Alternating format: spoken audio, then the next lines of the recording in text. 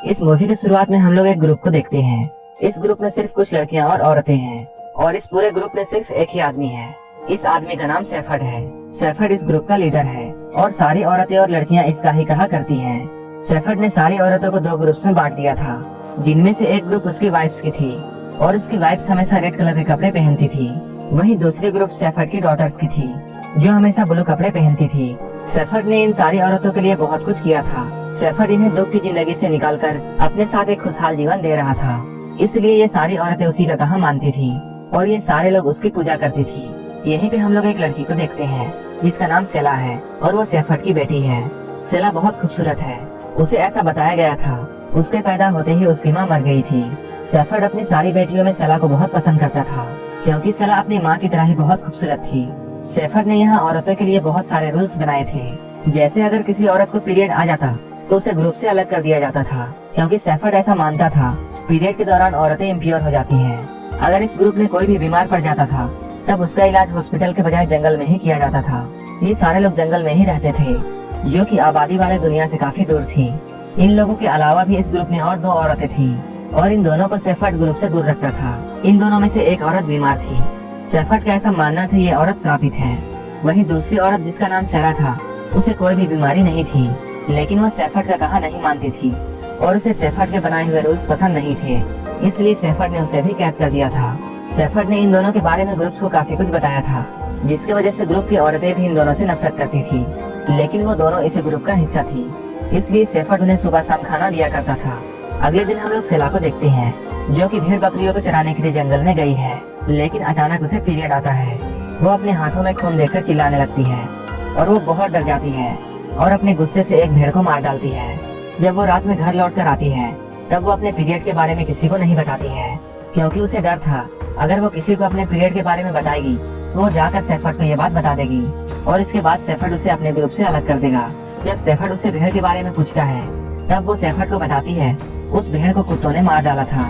Safford सेला की बात पर यकीन करता है और वो उसे कुछ नहीं कहता है।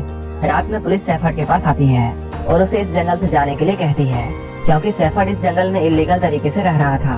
पुलिस उसे धमकी देती है अगर वो इस जंगल से नहीं गया तब पुलिस आकर सभी को अरेस्ट कर लेगी। सुबह में सैफर्ड अपनी वाइफ को ये बात बताता है और उन्हें समझाता है अब उन्हें इस जंगल से दूर जाना पड़ेगा। सैफर्ड का हुक्म आते ही ये सारे लोग अपना अपना सामान बांध लेती हैं और वो सैफर्ड के साथ जाने के लिए तैयार हो जाती हैं।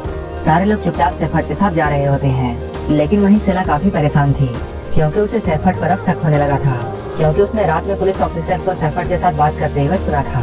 ये लोग जंगल की तलाश में चलने लगते हैं। दिन में ये लोग सफर करते थे और जैसे ही रात होती थी ये लोग तंबू बनाकर वहीं पर ठहर जाते थे। रात में जब सेला सो रही होती है तभी उसे डरावने सपने आते हैं और अपने सपने में वो सैफर्ड को अपने दुश्मनों की तरह देखती थी, लेकिन उसे ऐसा लगता था जैसे ये सब उसके पीरियड की वजह से हो रहा है। अगले दिन जाते हुए इन लोगों को एक पुराना घर दिखता है। उस घर में कोई नहीं था। इसके बाद सैफर्ड इस घर के अंदर आता है। सारे लोग इस घर में रुकना चाहते थे, लेकिन सैफर्ड इस घर में रुकने से मना कर देता है, क्योंकि किसी दूसरे के घर में रुकना उसके वसूलों के खिलाफ था। इसलिए वो उस घर के बाहर तंबू गाड़ देता है और ये सारे लोग तंबू में ही रहने लगते हैं। यहाँ रहते हुए सेला की बहनों को उसके पीरियड के बारे में पता चल जाता है और वो लोग जाकर सैफर्ड को ये बात बता देते हैं। इसके बाद सैफर्ड सेला को अलग कर देता है और उसे सेरा के साथ रहने के लिए भेज देता है। सेरा उससे पूछती है अगर तुम्हें सैफर्ड के रूल्स पसंद नहीं है तब तुम यहाँ से क्यों नहीं चली जाती हो। सेला उससे बोलती है मेरे पास रहने के लिए कोई भी जगह नहीं है। अगर मैं यहाँ से जाती भी हूँ तब भी मेरे पास रहने के लिए कोई भी ऑप्शन नहीं है। इसके बाद सेरा उसे उसकी माँ के मरने की असली वजह बताती है। वो उससे कहती है तुम्हारी माँ की मौत तुम्हारे पैदा होने से नहीं हुई थी, बल्कि उसकी मौत इन्फेक्शन के कारण हुई थी।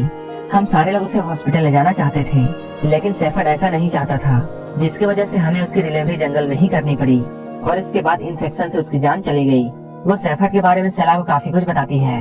वो कहती है सैफर्ड जैसे बाहर से दिखता है वैसा वो अंदर से नहीं है। सेरा उससे ये भी कहती है मुझे सैफर्ड के बारे में काफी कुछ पता था, इसलिए उसने मुझे ग्रुप से अलग कर दिया। सेरा की बातों को सुनने के बाद सेला के मन में जो भी सैफर्ड के लिए डाउट थे वो अब यकीन में बदल चुके थे। सेला जब यहाँ घूम रही होती है तभी उसे एक कार आती हुई दिखाई देती है। वो उस कार को ऐसा एज्यूम करने लगती है जैसे वो एक आम लड़कियों की तरह कार के अंदर बैठी हुई है और वो इस ग्रुप से काफी दूर एक नॉर्मल लाइफ जी रही है। तभी उसे ग्रुप की एक औरत जिसका नाम एड्रियल है वो उसे आवाज लगाती है। हम लोग देखते हैं एड्रियल प्रेग्नेंट है और काफी लंबे समय से ये लोग चल रहे थे, जिसकी वजह से उसे पेन होने लगता है। लेकिन यहाँ दूर दूर तक कोई भी हॉस्पिटल नहीं था, इसलिए इन लोगों को उसकी डिलीवरी यहीं पर करनी पड़ती है। लेकिन एड्रियल की यहीं पर मौत हो जाती है। अपनी एक वाइफ की मौत से सेफर्ड को कुछ खास फर्क नहीं पड़ता है। इसके बाद सेफर्ड एड्रियल की बॉडी को जला देता है और वो यहाँ से बढ़ने के लिए सभी को कहता है। ये देखकर सेरा को बहुत गुस्सा आता है और वो एड्रियल की मौत का जिम्मेदार सेफर्ड को मानती है। लेकिन सेफर्ड सेरा की बातों पर कोई भी ध्यान नहीं देता है। इसके बाद सेरा एड्रियल के बच्चे को अपने साथ लेती है और इस ग्रुप से दूर चली जाती है, क्योंकि एड्रियल ने एक लड़के को जन्म दिया था और इस ग्रुप का एक रूल ऐसा था, इस ग्रुप में लड़कों की कोई भी जगह नहीं थी। सेफर्ड ने उस बच्चे को जंगल में अकेला छोड़ दिया था, इसलिए सेरा ने उस बच्चे को अपना लिया और वो अब इस ग्रुप से दूर जाना चाहती है। जाते हुए सेरा सेला से मिलती है और वो उससे ये कहती है, तुम सेफर्ड से अपनी बहनों को बचाना। सेरा उसे समझाती है, सेफर्ड भगवान नहीं है और ना ही वो एक अच्छा आदमी है। ये लोग बहुत लंबे समय से सफर कर रहे थे, ये सारे लोग बहुत थक गए थे। तभी सेफर्ड को ऐसा लगने लगता है जैसे वो लोग गलत रास्ते आ चुके हैं। तभी इसी ग्रुप की एक मेंबर जो कि सेफर्ड की बेटी है और उसका नाम तमार है, वो कहती है हम लोगों को उस तरफ जाना चाहिए। सेफर्ड जब उसकी बात सुनता है तब उसे ऐसा लगता है जैसे उसकी बेटी लीडर बनने की कोशिश कर रही है और उसे बहुत गुस्सा आता है और वो तमार को वहीं पर मारने लगता है। सेला ये सब देख रही होती है। सेफर्ड तमार को मार रहा था, लेकिन फिर भी यहाँ मौजूद कोई भी औरतें उसकी मदद नहीं करती हैं। काफी दूर चलने के बाद ये लोग एक घाटी पर पहुँचते हैं जो कि एक बड़े से लेक का किनारा था। ये लोग डिसाइड कर अपना घर यहीं पर बनाने लगते हैं। इसके बाद सेफर्ड सारी औरतों को एक एक करके इस पानी में डुबाता है और वो इस लेक में डुबाकर सभी को प्योर करता है। सारे लोग रात में सो रहे होते हैं। उसी वक्त सेफर्ड सेला को अपने टेंट में बुलाता है और वो सेला से ये कहता है, तुम देखने में बिल्कुल अपनी माँ की तरह लगती हो। और वो उसके करीब आने की कोशिश करता है और उसे टच करता है, लेकिन सेला को ये सब अच्छा नहीं लगता है और वो बार बार सेफर्ड को मना करती है। जिसके बाद सेफर्ड यहाँ से चला जाता है। उसके जाने के बाद सेला को बहुत गुस्सा आता है और वो ऐसा इमेजिन करती है कि वो अपने बहनों के साथ मिलकर सेफर्ड को मार रही है। इसके बाद वो जल्दी से सभी के पास जाती है और सभी लोगों को ये बताने लगती है कि सेफर्ड कैसा आदमी है। जब ये लोग सफर कर रहे थे तब सारे लोगों ने सेफर्ड को एक लड़की को मारते हुए देखा था, इसलिए ये सारे लोग जल्दी ही सेला की बात पर यकीन कर लेते हैं। इसके बाद जब सुबह ये लोग उठते हैं तब ये सारे लोग देखते हैं उन सभी की मदद से इस ग्रुप में अब नहीं है। ये सारे लोग बहुत डर जाते हैं और ये लोग परेशान हो जाते हैं। इन लोगों को चिंता होने लगती है। जब ये सारे लोग लेक के किनारे पहुंचते हैं तब वहाँ ये सेफर्ड को देखती हैं, जहाँ सेफर्ड अकेला बैठा हुआ था। वहीं पे किनारे सेफर्ड की सारी वाइफ्स के कपड़े पड़े हुए थे। सेफर्ड की बेटियां सेफर्ड के पास आती हैं और वो अपने माओ के बारे में उससे पूछती हैं। तब सेफर्ड उन लोगों से कहता है, मैंने तुम्हारी माओ को स्वर्ग में भेज दिया है और अब तुम सब अपनी माओ की जगह लोगी और मेरी वाइफ बनोगी, ताकि जब तुम्हारा वक्त आएगा मैं तुम सभी को स्वर्ग में भेज सकूं। यहाँ पर सेफर्ड अपनी बेटियों को अपनी वाइफ बनने के लिए बोलता है और वो सेला के पास जाकर उससे ये कहता है, तुम मेरी फेवरेट वाइफ बनोगी। लेकिन सेला सेफर्ड की बीवी बनने से इनकार कर देती है और सेला उससे कहती है ऐसा कभी नहीं होगा। सेफर्ड को सेला की इस बात पर बहुत गुस्सा आता है और वो उसे एक चाटा मार देता है। सेला भी बहुत गुस्सा हो जाती है और वो सेफर्ड को एक जोरदार थप्पड़ मारती है, क्योंकि इन लोगों को पता चल चुका था कि सेफर्ड ने अपनी वाइफ को पानी में डुबाकर मार दिया था। यहीं पे इस मूवी का सीन चेंज होता है और हम लोग दो पुलिस ऑफिसर्स को देखते हैं जो कि इस लेक के पास आए हैं, जहां लेक के किनारे काफी सारे औरतों की लाशें दिखती हैं। इन लाशों को देखकर ऐसा लग रहा था ये कोई और नहीं बल्कि सेफर्ड की ही बेबियां थी। इन्हें सेफर्ड ने लेक में डुबाकर मार दिया था। कुछ दूर जाते ही इन लोगों को सेफर्ड की भी लाश मिलती है।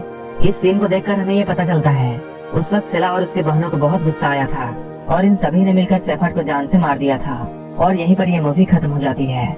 ये मूवी काफी अलग कॉन्सेप्ट पर बेस्ड थी।